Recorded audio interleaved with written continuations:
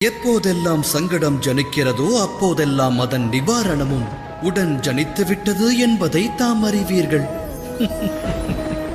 அது இறைவன் விதித்த விதி. மற்றொரு உண்மை யாதெனில், சங்கடமே சக்திக்கு காரணம்.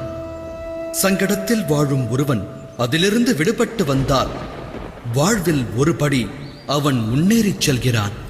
அதன் மூலம் கிடைக்கின்ற அற்புத சக்தியானது அவனுக்கு மட்டும் நன்மை பயப்பதல்ல, அதனால் அகிலமே நன்மை பெறுகிறது.